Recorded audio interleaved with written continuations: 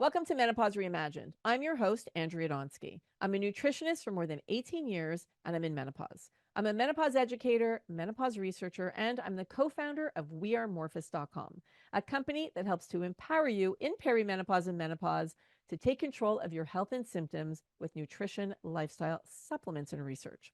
Today, I'm doing a very special show because I am starting a new series where I speak to community members from Morphus, but also from our Menopause Reimagined podcast listeners. So if you want to be on our podcast in the future, I'm going to put a link below because I would love to speak to you.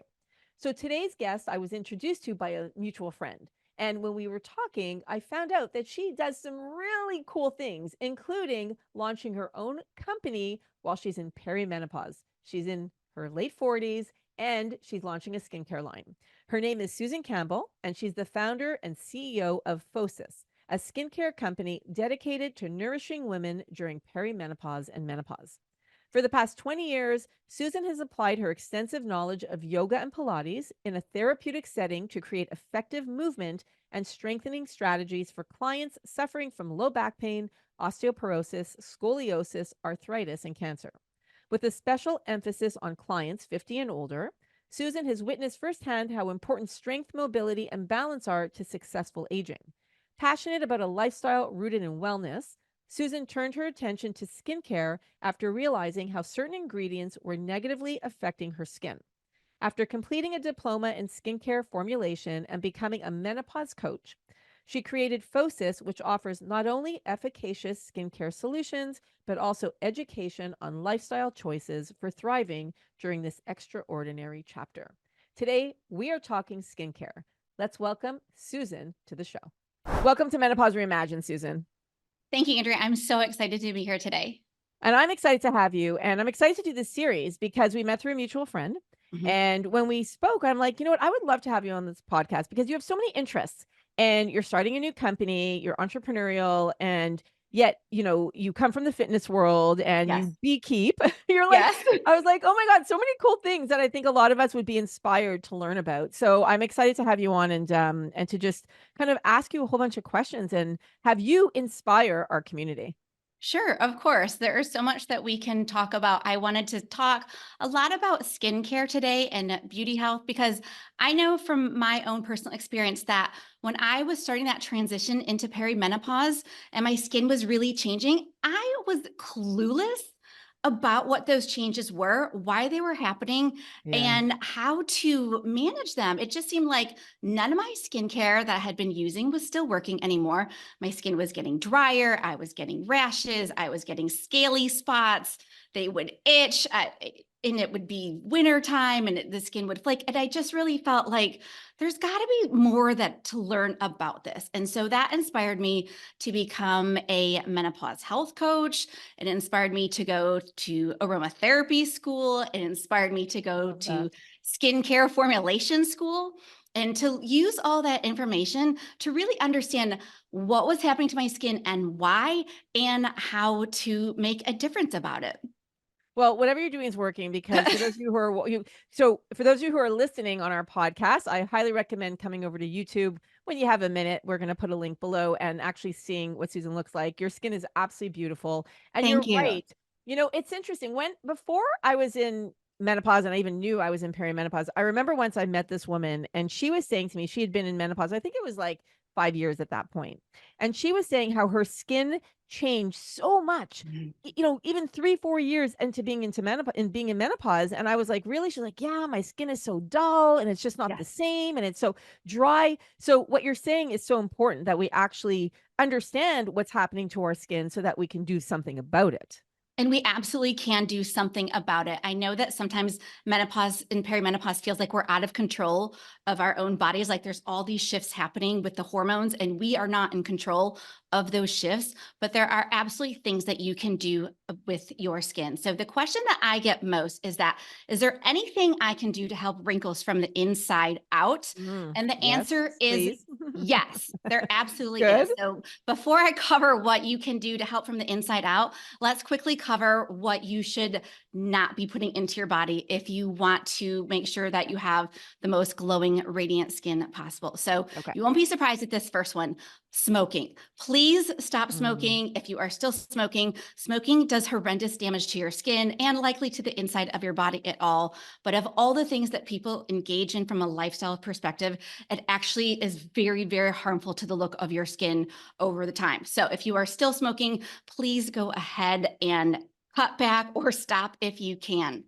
Next up, and a lot of people really don't like to hear this, is that alcohol does have a negative effect on your skin. Mm. So if you are one of those Interesting. women that is reaching for that glass of wine every single night and you're doing that over a period of years and years, cumulatively, that is going to have a negative effect on your skin. So I'm not saying that you have to stop drinking alcohol, especially if that's something that you enjoy as part of your life and socializing. But I do want people to understand that if you are consuming alcohol regularly, it is eventually going to show up on your skin. I agree, and for other reasons. So now I have another Yes. reason to say, I mean, one of the interesting things is, and I was never like a huge drinker, but I loved a Mhm. glass of wine, a glass of Same. prosecco. And ever since I've been in this phase of life, I just can't do it. I I can't can't do do it. it.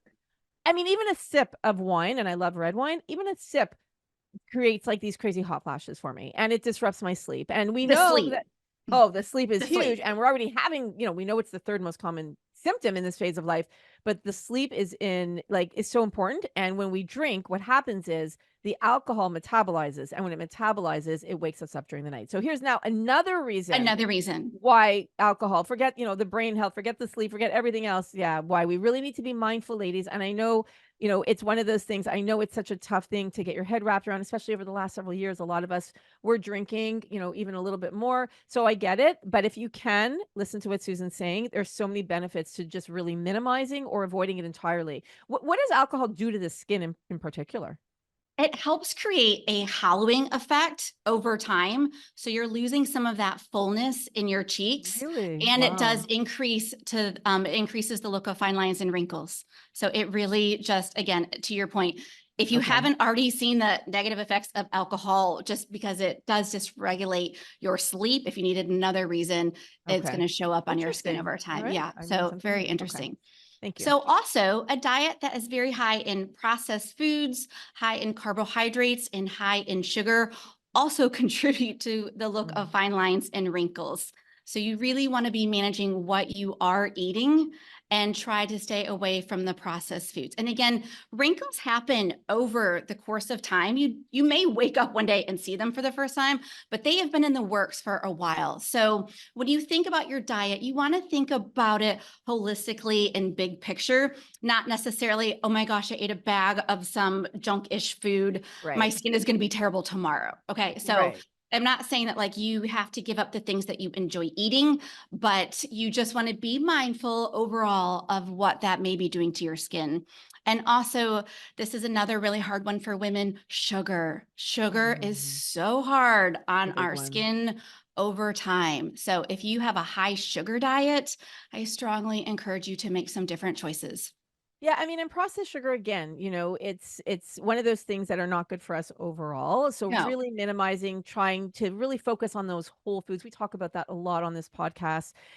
Eating whole foods, focusing on your protein, focusing on your good quality fats. I did an interview, and I'll link to it below, with Dr. Okay. Kate Shanahan, who talked about seed oils. So even the Yes. type of fats that we're eating can affect our skin as well. And we'll link to that so you can find that easily, listeners, and you can listen to that one as well. And it's just all of these things that accumulate over time. So like you're saying, it's not just like I'm going to eat this candy bar and then next thing you know I'm going to have like a whole bunch of wrinkles on my face. It's Mm-mm. literally, it's one of those things. And especially as we go into this phase of life, we need to be particularly mindful of the food, the nutrition, the beverages, all of these things that we did before. Like I say a lot, what worked for us before isn't necessarily going to work for us anymore. So just being mindful of that. So I'm happy that you brought it up, and interesting how there's this whole tie into the skin as well, right? There is a whole tie into the Yeah. skin. So let's now talk about some things that we know actually do help our skin from the inside out. So one of the things that I found to be interesting was the addition of linoleic acid into our diets, which is omega-6.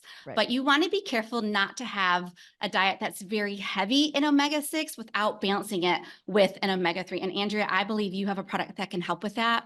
Yeah, we have our omega-3 tea, so our fish oil, and The thing is, we get so much omega-6 from our diets, right? From Yes. the oils that we're ingesting other ways. So it's really important. So interesting how that plays a role in our skin because I'm a big fan of omega-3s in general, our Yes. EPA, our DHA, and our omega-3 tea has that. Something that I really love for the skin is vitamin C. So not only is it fantastic applied topically, but when we ingest it as part of our diet, it can have a profound effect on how our skin looks, especially when you're including vitamin C in your diet regularly over time. Yeah, I love that, and I know vitamin C helps to produce collagen, so we should be eating it on a regular basis so we can help that plumping our skin. And you know what's interesting is that I read a stat that as we go into perimenopause and menopause, actually specifically menopause, we lose 1% of our collagen every single year up to the point we get into menopause. Once we're in menopause, we lose an additional 30% within the first 5 years. I mean, Yes. that's a crazy stat. I mean, collagen is what keeps our skin together, right? It's that protein that keeps it. Yes. And maybe you can explain it, really well because I'm a big fan of taking a collagen supplement, but explain what collagen is and how it affects our skin. So collagen helps support the scaffolding or the network of our skin underneath. And so when that we have that decrease in collagen in our skin, it contributes to that sagging and the drooping and that loss of firmness in our skin, especially around our cheekbones and our jawline where the skin starts looking like it's hanging. It's just part of that scaffolding. So we want to do Mm. everything that we can to help support that collagen. And so not only is it lovely when it's applied to the skin topically, but when you take collagen internally, it can make a big difference in our skin. I'm a big fan of collagen. Like you can do it in a bone broth. You can actually Yes. make bone broth or buy bone broth prepared, or you could take a collagen supplement, which I'm a fan. I actually love fish collagen and I love beef collagen, and I take it daily. And collagen is also great for our bones as It's great well. for your So, bones. Yes. so And I'm a big fan. So I've heard a lot about like collagen topically, like you were saying. Like, does it actually work when you put a product like that has collagen on your skin to help with those fine lines and wrinkles? it does. If it has collagen peptides in it, it is going to make a difference to your skin. So I strongly recommend products that have a collagen peptide. Okay. And when you're looking for products, it will say it on it. Like obviously it'll say contains collagen peptides or what I also heard the term copper peptides. Is that was something that Copper was really peptides, yes. It's a newer ingredient. And so we are seeing that in some products. And for some people, they find a really great benefit from the copper peptide. So if you're looking for something new, if you're a skincare junkie and you like all the latest and greatest things, go ahead and try it. Sure. okay, interesting. Okay. I like that. All right. Yeah. Continue on. What else is good for our skin? I was surprised by this, but we all are familiar with hyaluronic acid Mhm. as serums that we put on our skin. But I recently learned that taking that orally also can help our skin from the inside out. Very cool. Yeah, there are supplements that even have supplements with HA and Yes. collagen together that you could take it. So have you tried it? Have you I tried it? haven't tried those yet, but it's on my list of things to do. Okay. It sounds So like a fantastic thing. So you're obviously, like you were saying, you're a master formulator when it comes to skincare products. I mean, that's what you love to do. Yes. So you're starting a company. It's called Phosis, and your Mhm. products aren't available yet. But I'm going to have you back when they're on, and I can't wait to try them. So talk a little bit about what are the ingredients that you're looking at? What is that because I know you're very much based on science. So what are those Yes. ingredients when we're looking for products? I mean, I know for me, like I'm always looking for a good skincare that's gonna actually I'm very I wasn't until I would say until my 40s. I never really took care of my skin. I was always blessed. I didn't have a lot of acne. I always had genetically, I was blessed with nice skin. But as I got into my 40s, I mean, things started to change big time. And now I am so particular with my skincare. I've got my morning routine, I've got my evening routine. I started doing like facial stretching and yoga recently. I'm like, so tell us a little bit about what should go into our daily routine when it comes to taking care of our skin. Well, I think you want to be clear about what symptom you are trying to address and then choose an ingredient that targets that directly. So, some ingredients Okay. have crossover use and help with both maybe hyperpigmentation and fine lines and wrinkles. But I think that you want to be clear about what it is that you're trying to shift about your skin and then choose wisely from there. So, when we look at Okay. hyperpigmentation, and that typically is those darker spots that start showing up on our skin, usually in our 40s or our 50s, that's known as hyperpigmentation. And one of the greatest ingredients that has been proven time and time and again is vitamin C. So, again, we talked about it taking it orally. It's great when we put it on our skin for managing that hyperpigmentation. Used correctly over time, it can fade those dark spots. So because I see I have one on my face, like right over here, and I know I have to like. I know I'm not the best with my daily sunscreen, and well, I have to get better at it. But I could see like I'm definitely getting some brown marks here. So is it just taking it and putting it directly on it? Like, is it because I know there are a bunch of skincare out there that is like fading. It helps, and I've tried them, but they didn't really work for me. Like niacinamide, I think was one. But Niacinamide is another one. So okay. one of the things that people don't know, and I learned this through formulation school, is that if the ingredient is not included at the recommended percentage level from the manufacturer, you are not going to get positive results. And there is nothing in the skincare industry that requires companies to put that ingredient in at recommended dosages. So obviously, the more of that active ingredient, the more expensive it costs the manufacturer to make that product. So sometimes you have it's known as a market claim. So you can say, yes, it's a niacinamide serum, and you can look on the back of the ingredients and you may see niacinamide in there. It may be so far down on the ingredient list that not enough is included for it to have any impact on your skin. So Sounds like supplements. It's like it's so similar. exactly like I'm supplements. like, wait a Yes. minute. It sounds like okay, very interesting. It is like supplements, but niacinamide, vitamin B3 has been proven also to Okay. fade dark spots. One of the things to your question about fading things and whether to put it topically or over your whole face is that if there's a tyronase inhibitor included in the ingredient list, then that helps prevent new dark spots from forming when used consistently over time. So ingredients like vitamin C and niacinamide, when used correctly, when they're in the right amounts in the ingredients, fade dark spots and help prevent new ones from forming. So what was the ingredient? You said tyrosine? Is that what you said? A tyronase inhibitor, I believe is what it's called. Tyronase inhibitor. Okay. Tyronase inhibitor. So Yes, you want to look for one that has both? Is that it? So like, I if you guess that's can.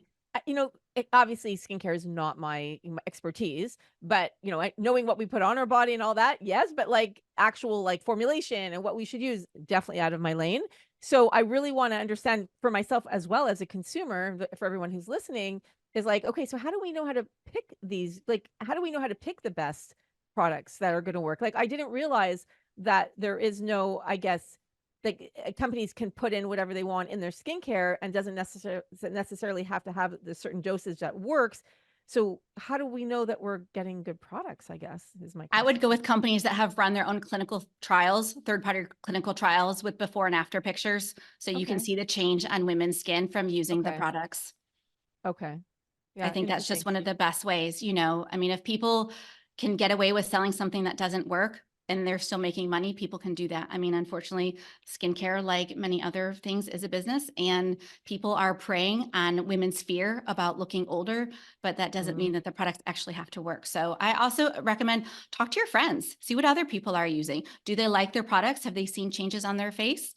And you go from recommendations like that. But Yeah. Word I of mouth. was shocked to find out that some of the products that I had been using that weren't working, when I learned to read ingredient lists and realize how far down on the list that ingredient was and it wasn't doing anything, it just was really disappointing.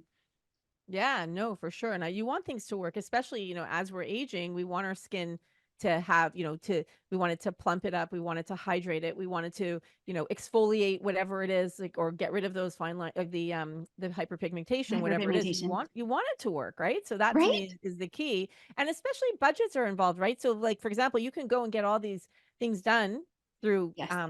technology, but it's a lot of money. Right. It's So a I was lot of money. it's a It's lot of a money. I was looking today at a facial, and there was one facial that can help with fine lines and wrinkles. It was like $350. And I'm like, for one facial. And I'm like, it's a one. lot of money. So if there's ways we could do it with products that actually can work, then that's good. It's good. And when you're approaching products and how they work, I really encourage women to think about slow beauty, that you don't want to use a product for a week and become disappointed that you haven't seen a shift. Most companies that do run clinical trials, those trials are lasting 60 days, 90 days, and that is consistent use morning and evening to see results in the product. So keep in mind that whatever the spots, the fine lines and wrinkles, they didn't take 2 weeks to show up. It's accumulation of time and lifestyle choices. So you really want to give the products more time to work. And I would say, especially when it comes to clean beauty, like products that have less synthetic ingredients, sometimes those products take even longer to work, but they're better for our bodies and better for our skin, I think, from my perspective. So give Yeah. the products time to work before wondering, why is it not working? Why am I not seeing changes? I say that all the time, especially with supplements. I mean, supplements not a medication, right? So it's a Right, very similar thing. So it's going to right. take time to work. You need to give it 30, 60, 90 days. Well, 30 days isn't even enough in most cases, but like 60 and 90 days, if even like maybe, whatever it is, it could take time to actually start working in the body, but they do work. And so I say that all the time, even about our Morphus products, right? Like Yes. some will work right away, and then some of them will take time. Like our sleep us takes time to build up in the system. So I love that you said that, and it even applies to beauty care products. It, One of the things you said, and I don't want to forget to talk about this, and because I think it's such an important thing, clean beauty. You said a Clean buzzword. beauty. Clean beauty. Your skin is your largest organ. I think people don't even think that your skin is an organ. It is separating the outside world pollutants from your inside world. And I think that what we put on our skin absolutely does matter. It was something that I was interested in learning more about moving into perimenopause, knowing that there were possible endocrine disruptors in skincare and not wanting to throw my system into any more havoc than I was already experiencing from that hormonal point of view. And so I decided just to be very clean about my skincare, and also from a formulation standpoint, be very meticulous and detailed about the ingredients that I would be willing to consider in the products, and be just adamant about things that we would not consider for any reason. So that included fragrances, synthetic preservation systems, phthalates. There's just a long list of stuff that I was not willing to continue putting on my body any longer. Okay, I love that you said this. This has been my life's work for the past 23 years in terms of looking at chemicals and what we're putting in and Yes, on our body. I'd love to delve into this. Are you sure. comfortable to delve into this a little bit in As terms much as of? I can. Yeah. Okay, great. All right. So as you know, when you mentioned phthalates, you mentioned parabens. Why is it important that when we're buying these skincare products that we avoid products that have these ingredients in it? So, from my perspective, I don't think we have the full picture on how phthalates and parabens are working in our body. And we know that already in our environment, there's a high level of xenoestrogens that we are exposed to on a daily basis. And so, as our estrogen levels are fluctuating in our body, and our bodies are trying to figure out our new levels of what our estrogen levels are going to be moving through perimenopause into menopause, I didn't want to be adding outside estrogen like ingredients to my skin. I thought that my body had enough to challenge or enough to deal with moving through this hormonal shift. And so to me, it was important not to be adding to that load. So explain what xenoestrogens are, because I'm not sure for our listeners if they understand what it is. And if you're not comfortable, I'm happy to explain it as well. But explain, Yeah, I think it's important. go ahead and explain it. I think you can probably explain it better than I can. So xenoestrogens are basically chemicals that mimic estrogen in the body. And these are chemicals that have been linked to, for example, parabens. We know they've been linked to things like cancer. So we really want to avoid them because I mean, at all times, that's why clean beauty is so big. You look at Sephora, I remember years ago, they hardly had any clean beauty products. And Right. now they're like, they're all over the place at Sephora, and you could find it a lot. Now, the word clean beauty, whether you agree with it or not, I mean, they're looking for better for you beauty products that don't contain these harsh chemicals.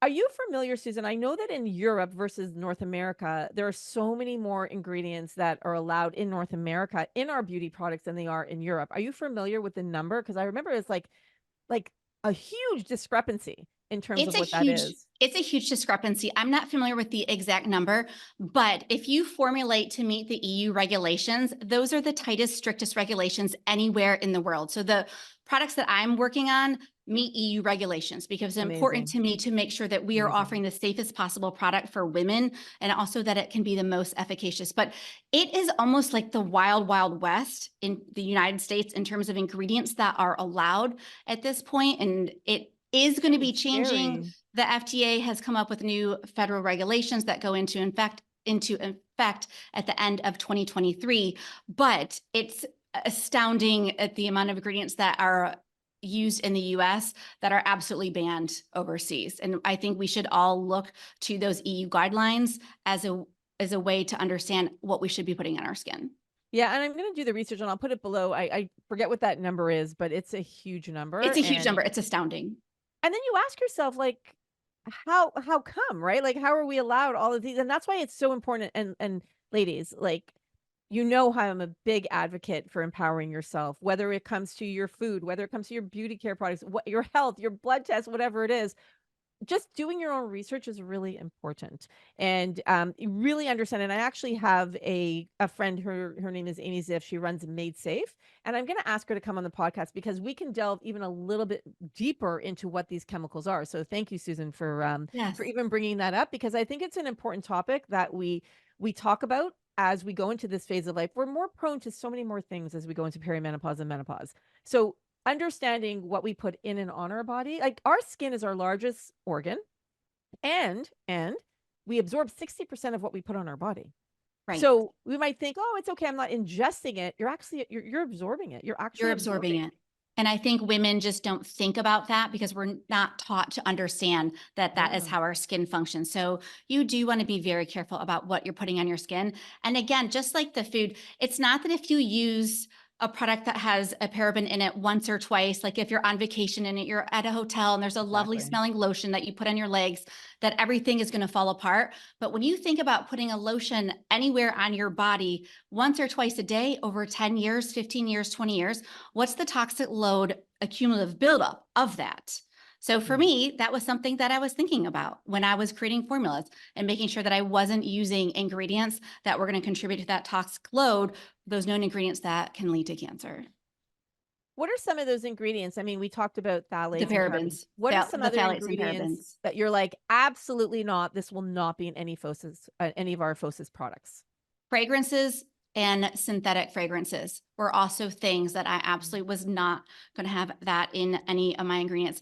One, because I found that I just was becoming more and more allergic to fragrances. Yeah. And then the other thing that we decided to work and not use are essential oils. And people were really surprised by that, but they're like, oh, they're natural, they're essential oils. And it took going through aromatherapy school to understand how are essential oils made, how are they stored, how are they put on to skin, how are they absorbed, and how are they affected. So not only are there dermal limits associated with essential oils that you can only put so much of a sense or of essential oil on your skin, but that they have to be at specific concentrations or they're more likely to cause an allergic reaction Right, on your skin. That's why they on say your don't ever, skin. yeah, like, be careful when you're putting essential oils, not putting it directly on your skin because Please it do can not cause put essential oils irritation.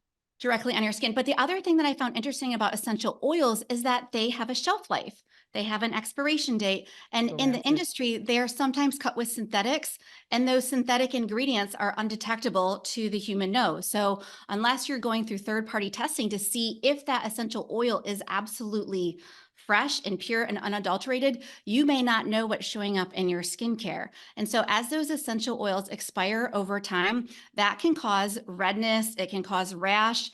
And by the time that essential oil, it's harvested and then it's sold to a contract manufacturer, and then maybe they sit on it for a year or so before it gets put into a skincare product. And then maybe that skincare product has a 2-year shelf life. By the time you get it, that essential oil may already be expired. There just is no way to track that in skincare. And so I thought, I'm not going to put my women at risk for another allergic reaction. There's already so much that I personally am sensitive to. And so it was important to me to not include those as well. And you know what's interesting is I find as I went into menopause and perimenopause and everything, our hormones are all over the place. I became and so many of us have become so much more sensitive to smell. Yes. So, and that's related to our adrenals and Yes. our adrenals being fatigued, like being tired. So I think that having no fragrance in skincare is a good thing. And I'm not a big fan of fragrance in my skincare anymore. I mean, it has to be super, super, super light. But yeah, no, I actually think that going, fragrance free is amazing. I, I want to ask you a question about labeling Mhm. because you're saying that things can go undetected, because I'm very familiar with labeling in food and labeling in supplements.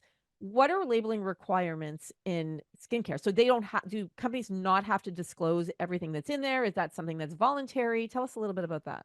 You do have to disclose what is in your skincare. And when you read the back of a label, just like when you read a food label, the ingredient that's in there the most should be the first item, and then the ingredient that's in there in the lease should be the last item.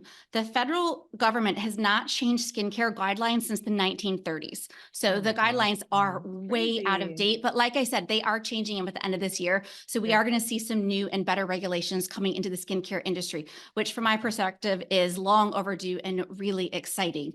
But learning to understand what's on the labels is really important. So yes, every skincare company must disclose what is in there and in the order that it is in. So you cannot have hidden ingredients. You can't have proprietary blends and not disclose what is in that blend. So if you are looking at a skincare company and that those ingredient lists are not on the bottle or on the box, I would say that that company might be trying to hide something from you. So you are looking for a company that is showing full transparency. I remember learning years ago that, and this goes for food as well, when we wrote on Junk Your Junk Food, that under the word, well, this is different for skincare, under the word fragrance, that was under the word artificial flavoring, or but under the word fragrance, it can actually contain, hundreds of different chemicals, Yes. including phthalates, but that those don't have to be written on the label. Like it's so like confusing and it's overwhelming, like so it's yeah. Tell us a That's little the bit about same that. for skincare, unfortunately. Yeah. You just have to say fragrance, and what that fragrance is exactly does not have to be disclosed. And so that Yeah. was another reason for me, just absolutely no fragrance, because there was too many things in there that I just didn't want in my skincare. Okay. Third-party testing, you mentioned that as well. So I didn't even realize this is something interesting. I didn't even realize it that companies can get products third-party tested. So let's talk a little bit about that. I'm actually going to do an entire podcast about third-party labeling in supplements. I just came back from Wisconsin and just met with our partner on third-party testing for supplements. But how does that work for skincare? So third-party testing for skincare, first of all, many companies don't do it because it's quite expensive. And most people don't have the capital investment to invest in those kinds of tests. But there are a lot of different kinds of third-party testing that you can do just to make sure that your products are safe and that they actually work as they are designed and can meet product claims. So one kind of third-party testing would be a clinical trial with actual human volunteers. And so that is something that my company is undertaking to make sure that we have before and after pictures and we can Amazing. prove these products work. Amazing. Because how do we know without before and after pictures that the products are efficacious? Sometimes we don't know. But in addition to the third party, in addition to clinical trials where you're using actual live people to test the products and get feedback on the products, there's also HRIP testing, human repeat insult patch test. And so that is a really good test to have done to make sure that the products are not irritating to skin. And Okay. then there are also tests that are for ocular testing. These unfortunately used to be done on rabbits and they no longer are performed that way. Het cam is one of those options just to make sure that if you did by chance get the product in your eye, right? If you're putting moisturizer on your face and maybe Right. a little bit gets in the corner of your eye, that you're not going to have an allergic reaction, that they're safe for the eye. So these are all further tests that we are pursuing on our end just to make sure that our products are safe. We're also looking at tests that help improve barrier function. Are we strengthening the barrier function, which is a really important part of skincare from my perspective? What does that And mean? Maybe you can explain what that I would means, love, barrier I function. am so passionate about barrier function. I think it's this little known aspect of skincare that people are not talking about. So barrier function is really the strength of your skin. And when you have impaired barrier function during the day, your face is more likely to evaporate water from the surface of your skin, which Okay. leads to dryness. So we already have a lot of problems and issues with dryness in perimenopause and menopause. Yep. And the drier your skin is, the more it looks, it increases the look of fine lines and wrinkles. So dry skin is just not healthy skin. So your skin's ability to have a strong barrier function, it's just stronger skin. It helps your skin look better. So what are the things that help decrease barrier function? One of them is over cleansing. So I know when I was growing up that the more I stripped my skin, the more I scrubbed my skin, if my face felt tight after I washed it, that made me feel like I had really done a good job cleaning. Yeah. That is not the case at this Okay. stage of life. We really want gentle cleansers that are no longer stripping our skins. So if you've That's been over interesting. cleansing, I know, and if Totally you changing your mindset here, right? totally Like, changing your mindset, if you have been double cleansing, please stop. Like, Okay. this is not the age for double cleansing. Our skin is losing moisture all the time. Do not strip your skin any more than you need to. I'm a big fan of oil cleansers and I was very, just gonna say, very what should we gentle be cleansers. using for the cleansers? Like An what oil types? Like cleanser. an oil cleanser. An oil cleanser. Those are by far my hands down favorite cleansers for helping to preserve barrier function and not Okay. contribute to that. But think about if you'd been washing your face for 20 years and you had been using a harsh surfactant or a soap that is helping to strip the skin. Yes, it's going to clean all the dirt and makeup off your face. And it's also going to be taking off those beneficial oils that Oils. we want. Right. So you want to be very careful about how you're cleansing. And I think you don't always have to wash your face twice a day. This was another misnomer to me, that I thought that like I had to get up and wash my face every morning. I don't anymore. I only wash it in the evening. I want to make sure I'm removing all the makeup and any pollutants that I've come into contact with during the day. But in the morning, unless I've had like a major hot flash, where I've been sweating, Right. in the morning, I generally just use toner where I spritz it on my face and wipe it off with a cotton round.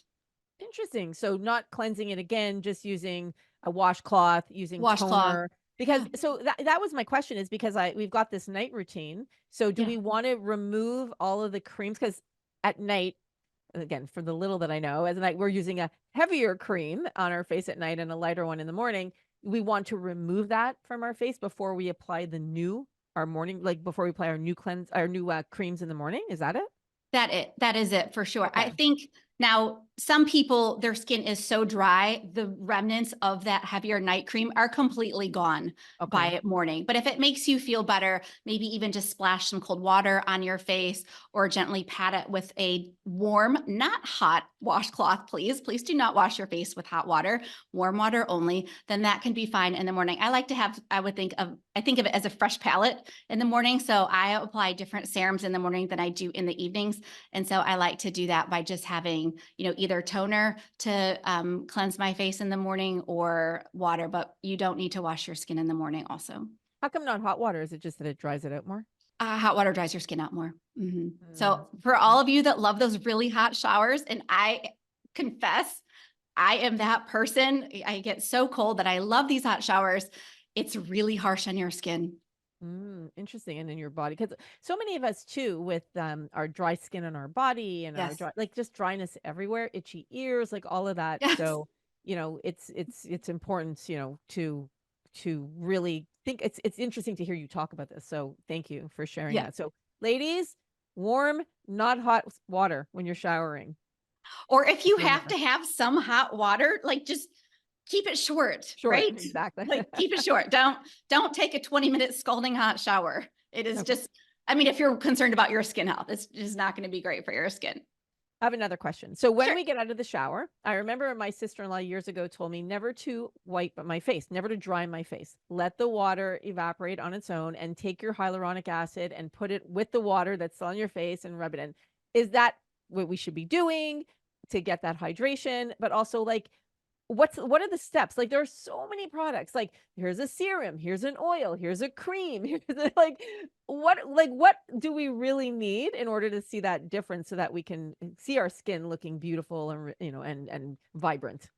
Well, let me say I was absolutely lost because, like you, in my 30s, I really did not pay a lot of attention to my skin. And so I really had to take the time to learn about this. Your sister-in-law was ahead of her time. So yes, when you get out of the shower, you do not need to dry your skin, especially on your face. You want damp skin for applying your hyaluronic acids. They work so much better on damp skin over dry skin. Now, if you're one of those people that just has to dry your skin, please pat it dry with a clean towel only. Do not vigorously scrub it. Yeah, don't And rub it. please do not be using your 3-day-old bath towel that you've been using on the rest of your body. You really want to make sure that you're using a clean towel I to, love if you that. have to pat your dry skin. So if you got out of the shower and you patted your dry skin and you think, oh, wait, I need damp skin, for my hyaluronic acid, if you have an alcohol-free toner, that's another great product that you can use, especially if it comes in a mist. You can close your eyes, you can mist your face 3 or 4 or 5 times and have that dampness on your skin, and then apply the hyaluronic acid over that. And the reason that the hyaluronic acid works better over damp skin is that that ingredient is going to pull moisture from the air and pull it into our skin. And that's what causes that plumping effect that we are so excited to have.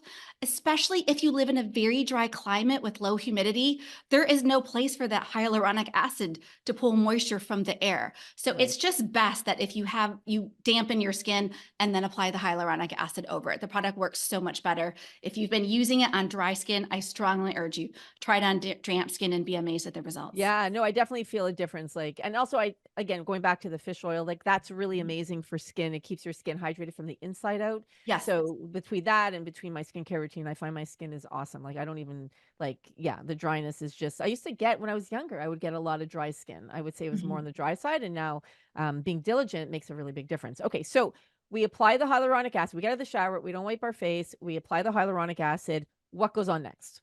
So I do a step back. I generally prefer to use a toner before I use my hyaluronic Oh, so you acid can use because both the toner and the you can hyaluronic. use both. Yes. And again, if it's an alcohol-free toner, you can use the toner as the dampness for the hyaluronic acid. And one of the reasons that I like toner is that it's another opportunity to add active botanicals to our skin and add skin soothing ingredients. So that my only caveat is not a toner that is high in alcohol products because those are very drying to your skin. Yes, But it it's is possible to alcohol-free. find toners that really are just another layer for adding beneficial ingredients to our skin. So I get out of the shower, I use a toner.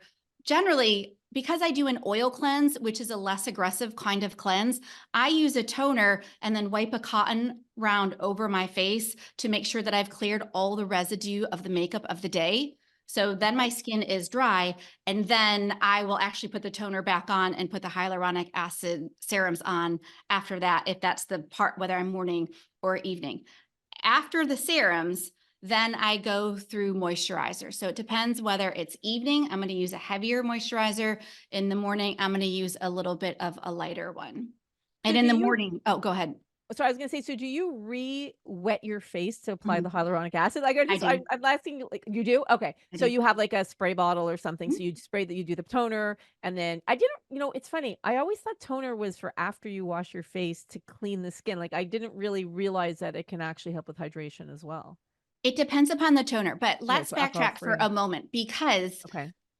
and this is what I found so fascinating, a traditional cleanser, as it strips your skin, it's also going to disrupt the pH of your skin. And skin that has disrupted pH also leads to impaired barrier function. And so the skincare industry came up with these toners that are pH balanced to help reset the pH of your skin. And I thought, this is nuts. Why are we using products that are so disruptive to our skin Right. that we have to use another product to fix what that first product did? So that was the other reason that I switched to an oil cleanse. So I'm using toner in a much different way than the way most people use a Yeah, traditional toner. interesting. So Yeah, very yes, interesting. typically a toner was to help fix the damage that the cleanser did. Damage is probably too strong of a word, so I use that lightly here, Okay. but toner was traditionally for that purpose. But nowadays we're seeing newer toners come onto the market where it's just another level where we can add some of those beautiful ingredients that are soothing and calming and improve barrier function to our skin. You can also use toners as a way to add probiotics to our skin, which help the skin microflora. And we know that that helps the health of the skin overall too. Amazing. Are you gonna have probiotics in your toner? Like, are you gonna have I do. botanicals in your toner? You I do it. do. Oh, I do have interesting. Okay. yeah. I'm So excited to try them. I'm gonna I'm come really out. excited about it. So Okay. anyways, I use toner not to reset the pH of my skin, but because it's another opportunity to put some fabulous ingredients that are beneficial to the skin on. And then I'll use my serum. So I have both brightening serums that help with the help with the hyperpigmentation, but I also have serums that deal with the fine lines and wrinkles. And then I'm going to use a moisturizer over that. Skincare does not have to be deeply complicated. You do not need a 12-step regimen every night to achieve beautiful, radiant skin. Yeah. I think that that is a fallacy that we've been told that unless we have an enormous amounts of money and time, we absolutely cannot have beautiful skin. And that is just no longer true. We can see multi-use products and they certainly are coming onto the market more frequently, where we can use one product for more than one thing and they have mutual benefit. I think that's great because we have to take budget into account as well, Yes, right? And one of the absolutely. things that I learned also a long time ago from a friend of mine, and she's from Colombia, and she was saying that, and she said that she learned from her country is that before you go to sleep, so you're putting everything on your face, but also not to forget your neck, your décolleté, your Yes, chest, and your yes, hands. So she was telling me that every night I put on I like an antioxidant oil and I mix it with my moisturizer and great. I put it on my hands and I put it on my, I put it everywhere else too. So I learned that from her. So I think that that's a cool tip as well. It's a cool tip. Please, please, please be putting all of those same products that you put on your face, put it on your neck and put it on the décolleté. These are areas that age Yeah, very quickly. And if you are spending all this time and energy on your face and neglecting this lower part, it's going to show up eventually. I think also one of the things that I do is that I will put a vitamin C serum or a retinol type serum that deals with fine lines and wrinkles. I put it on the backs of my hands at night before I go to sleep. yeah. So if I've put it on my face, I just rub the backs of my hands together and let that sit there through the night because I find that those spots just really love to show up in my hands. Yeah, that's why I find that it keeps it away. And then I've also been adding recently castor oil as my Yeah. like as my is that okay too to be putting castor oil on our face and our chest and our hands?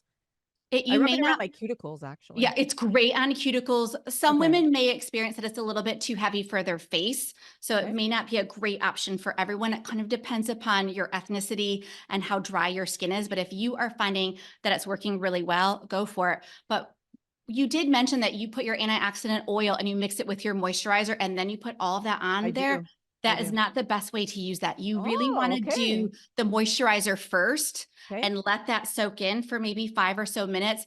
Add your oil over that because those oils are Okay. occlusives and they help lock in that moisture.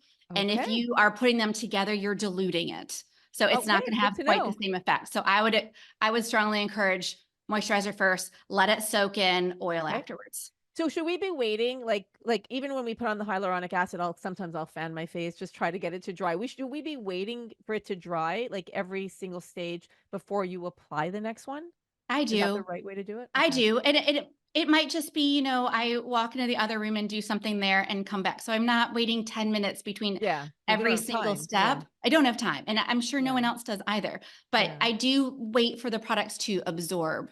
And I also want to caution women about using too many products at once. Okay. So if you are using a hyaluronic acid serum and you're using a retinol for fine lines and wrinkles, and you're also exfoliating, and you've got 3 different types of moisturizers, and then you're trying to seal it all in with a face oil, it just may be too much for your skin. Like our skin is gentle. We want to nurture and support it. So it is possible to be over producting our skin or putting too many things on in our hopes that we're going to, chase down this youthful skin of our teenage years. It's interesting because we didn't talk about retinol. I don't use a retinol, and just because it just from a standpoint of toxicity, I remember reading on the Environmental Working Group's Mhm. website that it's like it scored really high in not being good for us. But there's natural bakuchiol, which is a natural retinol. Is that something that you're going to have in your line as well? And does it work just Yes. as well? The bakuchiol does work just as well. There are some clinical studies out on it. So it's a superstar ingredient. I'm so excited about it. I have been using it on my own skin and I'm really Okay. pleased with the results of it so far. The main benefit of the bakuchiol is that one, it is not photosensitive. So for those women that are using Retin-A and you find that you sunburn more easily, you have to Yeah. up your SPF. Not that you should be not wearing SPF anyways. Please, everyone, wear SPF on your skin I got every to get day. better at that. We all need to get better at it, but it does have a big impact over time. Yeah. But the retin-A's can be very challenging to the skin. They can cause redness, they can cause irritation, they can cause drying, they can cause Peeling. I flakiness. know I tried it, I think once and it like peeled, I right? The peeled. bakuchiol doesn't do that. The bakuchiol doesn't do that. I did the Yeah. same thing. I tried the retin-A because Yeah. it's supposedly this miracle ingredient. And if you are one of those women that's using retin-A and you're having great results with it, I'm not here to tell you to stop using it. Yeah. But I am letting other women know that if you have tried retin-A and you're looking for something different or something a little bit more plant-based, bakuchiol is absolutely an option. And there are also new ingredients that are microalgae based that are Mhm. also having phenomenal results from that mimic retin-A, the effects of retin-A. What are So they those are called? some ingredients that I'm doing research on, and Okay. I'll have some more information soon. But Okay, good. I I will like say that. I'm using them on my own skin, if that's any indication. You're doing your N of one. I like it. Yes, That's what I I'm do doing too. my N of one. You're doing your N of one. I like it. And which I think is important, right? Because Yes, I don't want you to recommend products that you're not using yourself. Same thing for me. Like I would only recommend things that I believe in and right. recommend to like family friend, like exactly. So you have to be doing that. Actually, so we're talking so much like we talked about, what we do to get out of the shower. We talked about retinol A, but one of the things I also learned is that when we're young, our skin naturally exfoliates, but as we get older, we have to do it for it. So talk about exfoliation. What should we be using? How often should we be doing it? Like this is something that I know is super important. And should it be to the point where our face is peeling? Like how do we know that it's No, working? That's what I want to know. no. Well, first, let's clarify the difference between a mechanical exfoliant and a chemical exfoliant. Okay. So a mechanical exfoliant, that is where you have a product, generally it's a gel or a cream, and there's grit in it, right? So when you put it on your face or on your body, you can feel some texture and that it is sloughing off rough skin. So that can be really great unless you have very sensitive skin. So if you have sensitive skin, you do not necessarily want to be using a mechanical exfoliant. And also you want to be careful of mechanical exfoliants that have jagged edges. So for some reason, crushed nutshells can be used as mechanical exfoliants. They used over time can they can lead to micro tears in your skin. So Yeah. that's not going to be helping that barrier function that we talked about earlier. I much prefer something with a jojoba bead, which is a softer, it's a fully round exfoliant. And one, they don't harm the environment like the microbeads. But two, at this stage in our life, we are really looking for a product that more is polishing our skin than is something that is so aggressive that it is, taking off that outer layer of skin. Okay. So That's a good I'm point. Because I always thought like you needed to have like because I use a very gentle exfoliator because actually when I was using it in the past, what happened was is it also created little veins around my nose. So we have to be so gentle. Please Oh be my so gosh. careful. Your skin is thinning as you Yes. age. And so you just don't want to be aggressive with it. So I only exfoliate Yeah. maybe once a week, Okay. maybe every other week. It's not something that I'm doing on my skin day in and day out. If you have sensitive skin, you can also use what are known as chemical exfoliants. So those are the AHAs and the BHAs. So examples of AHAs, alpha hydroxy acids, are glycolic acid and lactic acid. Lactic acid is a little bit more gentle on the skin than the glycolic acid. So if you're not sure where to start, I would look for a serum that has lactic acid. But interestingly enough, when my teenage daughter was younger, she and I would take Greek style yogurt, which is high in lactic acid. We would mix it with honey and we would put it on our face and let it sit for 15 or 20 minutes. So it didn't necessarily smell great, but when used consistently, it made a difference in her skin. I was really Mm, surprised to okay. see something like that. So there are Yeah. simple ways to achieve some gentle exfoliation. If you don't want to use the lactic acid or you feel like you skin can handle something a little bit more, you can look for glycolic acid. And so sometimes you can see those in peels or in serums. I would caution against using a cleanser that is listed as an exfoliating cleanser with like alpha hydroxy acids because when we cleanse our skin, that cleanser is not on our skin very long, right? We put it on, we rinse it off. The way those products work is when they have time to be absorbed into the skin. Okay. So if you're using a cleanser and it doesn't have a mechanical exfoliant in it, and it says like AHA, cleanser, just know that it probably is not going to have the same effect as a serum that has lactic acid or glycolic acid. So my daughter loves skincare. So she took me with her. We love going to Sephora together and looking at all the different things. And she had said, I guess the woman that we spoke to said, I need a glycolic acid for my aging skin. And I use it, I think it's like 3 times a week, maybe, but I don't really know what I'm supposed to notice. Like, what am I supposed to notice by using it?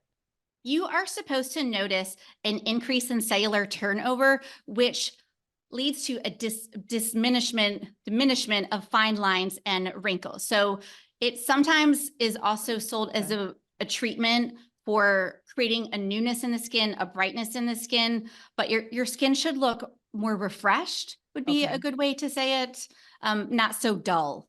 So if Okay. it's still looking dull, I would increase it to 5 times a week and see if See if that that is doing helps. it, or you maybe need a stronger concentration if your skin can handle it. But you So want to start low. what does that mean, dull skin? Explain what that means, because I know that it starts to happen as we go into menopause, but what does that mean exactly?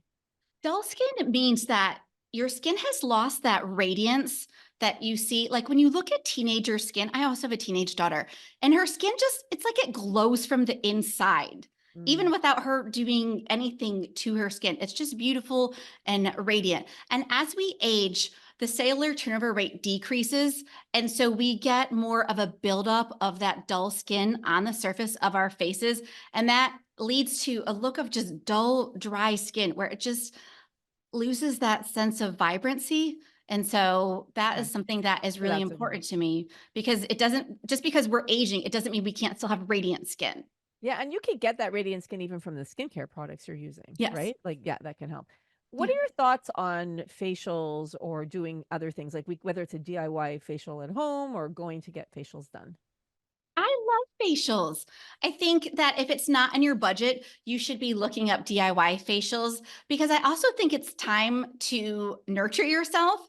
If you have been one of those women that has not been putting yourself first all this time because you've been taking care of everybody else, perimenopause and menopause is the perfect time to really say, you know what? I am worth it. And I'm going to take the time and do this for myself. So even just smearing like mashed avocado on your face is wonderful for it. You don't have to spend a lot of time and energy and money. Now, if it is in your budget and you have time to go and get a facial, and you have an esthetician that you like and that you trust and that is knowledgeable, absolutely, I think that that can have benefits into our skin, especially as we're aging, because they have access to stronger ingredients and different tools that we don't have access to at home, that I do think can make a big difference in the overall look of skin.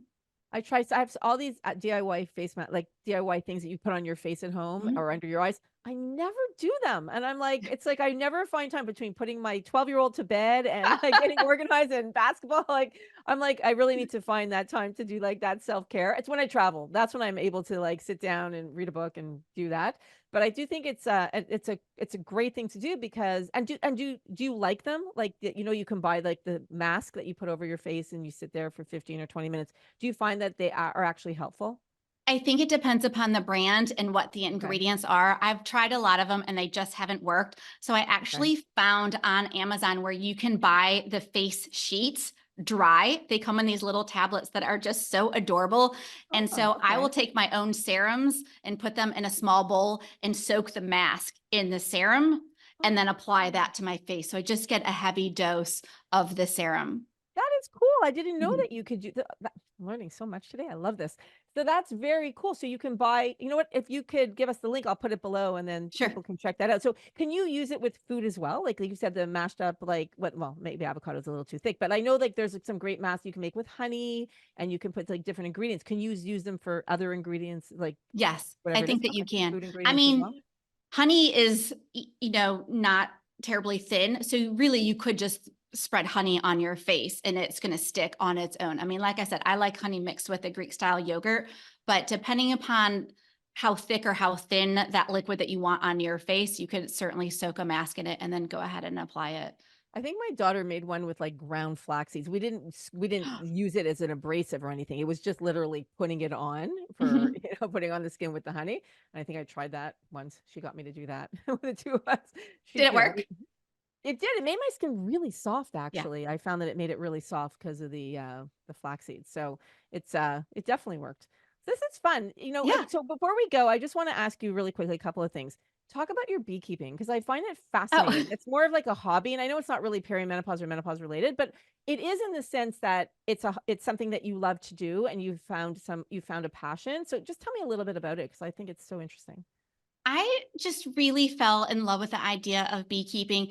It probably took me 5 or 6 years before I had the courage to sign up and take a class and learn about beekeeping. I was so intimidated by the whole suit and the little smoker that you use and opening a box of wild animals and getting stung. The whole thing just terrified me. But I was really interested in how bees work and the ecosystem and how bee populations are really declining. So I know some people will disagree with me and they're saying that the bee populations are not declining. That's not what I'm seeing in my area. And so I wanted to be part of the solution for being good stewards for beekeeping and helping keep the bee population diverse, which should help work against colony collapse disorder. And that's one of the problems that beekeepers are facing, that sometimes entire colonies are collapsing. And most people don't realize that quite a bit of our food is related to beekeeping. So if those plants are not pollinated by bees, we don't get to eat. So they're a crucial part of our food supply chain. And that was why I was interested into it. And I will say there is nothing like opening a hive of bees. The smell of the inside of a beehive, I find to be intoxicating. If I could have gotten this scent into my skincare, and it was natural, I would have done it because it smells like honey and wax. But I have learned so much from the bees and how they function together as a society. There's so many wonderful lessons on how they work together and support the hive. So it's just been a really fun experience. And yes, I have been stung before and I didn't die, which is Well, what I thought. oh, really? What's interesting is, I think for me, well, first of all, what you taught me about the bees is that they actually get to know you, They which I know thought, me, yes. I thought that So was I speak to my bees while I'm working with them, and I tell them what a good job that they're doing so that they get okay. used to the sound of my voice. And I find that I can walk around my beehive. It is next to my garden, and I can walk around my beehive without my bee suit on. They don't bother me. They don't sting me. So there's Yeah. always guard bees that are standing at the front of the hive that are there to protect the hive. And generally you wouldn't walk very close in front of a hive. You're going to alert the guard bees that there is possibly an intruder. And I don't have any problems with that. Now, I wouldn't recommend other people to do that, but because I'm always working with my bees, they learn to recognize the sound of your voice and who you are. And then it's much easier to work with them. And you were saying that it's primarily women. Let's talk about It's, that. Women empowerment in the bees. What are it the lessons as women that we can learn from the bees and the queen bee? It is. So everything revolves around the queen bee, and she keeps her own entourage. She has other worker bees that feed her and groom her and remove her waste product, because the queen bee only leaves the hive once, and that is to do a nuptial flight where she is mating with other males. And once she comes back to the hive, she never leaves again. She lives the rest of her life out in that hive, unless for some reason they swarm, and that is a whole different conversation. But all the bees that are making honey are all the female bees. Only the women are making the honey. Oh, And great. within the beehive, you have the undertaker bees, the ones that are pulling the dead bees out. You have the bees that are nurse bees that are helping the new bees that are hatching. It's all women. And the drones, which are the males, their goal is only to find a female to mate with. But there are way more drones than there are queens out at any given time. So what I always thought was a little bit humorous is that during the summer, the female bees are out collecting all the nectar and all the pollen, and they're making the honey, and they're taking care of all the baby bees. And the boys are out just flying around having a good time. The joke is that they're like the frat boys of the That's bees. funny. And when fall comes, the queen makes sure that most of those frat boys do not get back in the hive for overwintering. They take up too much time and resources, and they didn't contribute to them anyways. Is that like so interesting as far as like, the female goes, like in terms of Yeah, like, I found that fascinating. So, I do too. I do too. well, thank you for sharing. This has been really fun. Is there anything around skincare that you feel that we didn't cover that you'd like to leave our listeners with before we end today's interview? Yes, really quickly. If there is one thing you would like to do to improve your skin right now, please go drink a glass of water. Hmm. It is proven, be hydrated. It can help with both the deeper wrinkles and the fine lines. And if you are dehydrated, that is going to show up on your face. And the second thing is manage your stress, because both of those things, hydration and stress levels, do show up on your skin. Yeah, those are great tips. And actually, it's interesting because I remember hearing that hydration inside our body doesn't reflect outside our body. And I'm like, it doesn't make sense. You would think it would, right? So, but when we wake up, drink a glass of water, like I always say half your weight in ounces a day to try to, as a gauge, listen, we're all different, but try to do it. So do you recommend drinking first thing in the morning when we wake up and then drinking throughout the day? Like, do you have like a system, or is it just like, just get in your water whenever you can? I think just get in your water whenever you can. If you're already Okay. overwhelmed with so many things to do on your plate that making a system for drinking water is overwhelming, please just drink it when you can. Yeah. I drink tea all day long. I decaffeinated tea, like herbal tea. I Yeah, love that it. counts as liquid. Yeah, I love it. And it tastes great. And it's got like, if you don't like drinking plain water, because many of us don't like drinking plain water, you could put some chlorophyll in, like some mint chlorophyll is yummy. You can squeeze some lemon. You I can would do say some lemon infusion. because the Yeah. vitamin C in the lemon. So go ahead and add some citrus to your water. Your skin will thank you. Yeah, just be careful of that because of your teeth, so that Right. it Not too can have an much. issue, not too much, and then you can drink from a straw. But yeah, like you can do that. You can infuse fruits, and like there's so many things, or vegetables, like so many things that you can do to make your water taste better. So hydration, hydration, hydration, Yeah. ladies. Susan, thank you. This was really, You're really fun. welcome. So much fun. Thanks for coming, and I'll have you back when you launch Phosis. So when is it going to come out, Phosis, your line? I'm hoping in spring 2024. We're Okay. starting our own clinical trials because that's really important to me. And once we have the results of those, hopefully we will be ready to go. Perfect. And I would love our Morphus community to try it and to support you. So this is exciting. We'll have you back on. Excellent. Thank you so much. That was really fun. I love Susan. I love her energy. And I love the fact that she's starting a new business while she's in perimenopause in her late 40s. So we'll have her back on once Phosis, which is the name of her company, launches, so that we can all support her in her endeavors. If you want to be on our podcast and be a guest and you're in our community, I'll put a link below of how to reach out to me so that we can consider having you on the show. If you enjoyed the interview, please share it, because the more you share shows you care. Thank you for spending the last hour and a bit with me. I appreciate you, and I'll see you at the next interview.